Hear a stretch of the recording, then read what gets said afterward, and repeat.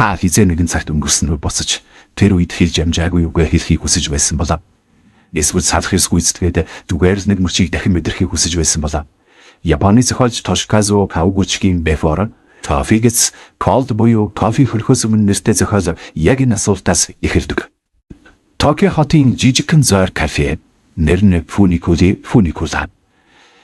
Энэ кафе маш онцгой бөгөөд та өнгөрсөн рүү аяж болно. Гэхдээ тодорхой дүрмүүдтэй та зөвхөн энэ кафед өмнө ирж байсан хүнтэй уулзах чадна. Гэхдээ та юу ч хийсэн ирээдүйг өөрчлөгдөхгүй. Харин нэг л чухал зүйл байдаг нь таныг буцаж ирэх үед кофе хөрсөн байж болохгүй. Өөрөөр хэлбэл таны аялал кофе хөрөхөөс өмнө дуусах ёстой. Эдгээр дүрмүүд удахгүй мэд санагдаж болох ч хүмүүс ирсээрс байдаг.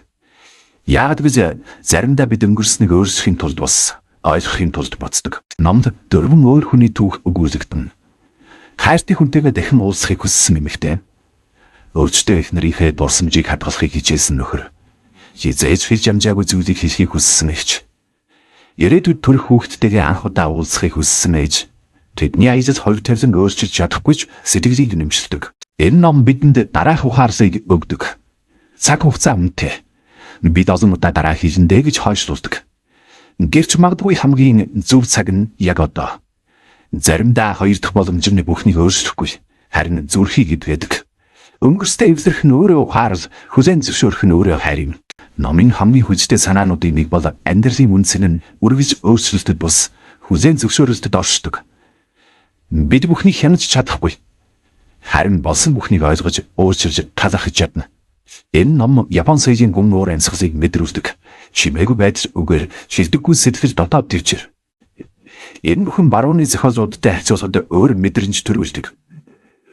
Тэгвэл энэ ном зөвхөн өнгөрсөнтэй бос. Одоо цагтаа харьцах харилцаагч бидэнд дахин сануулж байна.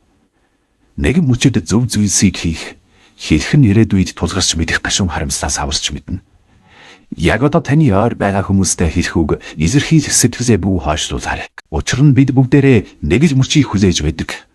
Гэвч тэр мөч ирэхэд магадгүй кофе аль хэдийн хөрчихсөн байхгүй.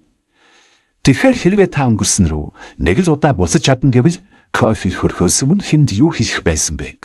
Хүн бүрт өнгөрсөндөө буцаж нэгэн мөчийг засмаарч юм шиг хийж амжаагүй. Үгээ хэлмээрч юм шиг. Эцсээгүй салах ёсыг гүйцэмээрч юм шиг үе байдаг.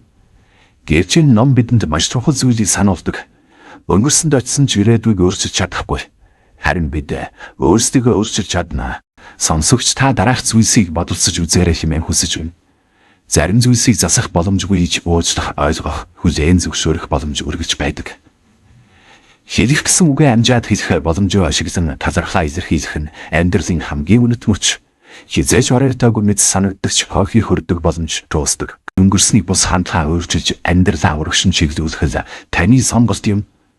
Тэгэхээр та өнгөрсөн рүү босож чадахгүй байлаач өнөөдрөөс үнцнийг бүртээж эхэлж чадна. Ингээд энэ удаагийн дугаараа өндөрлөе. Дахин уулзлаа түр баяртай.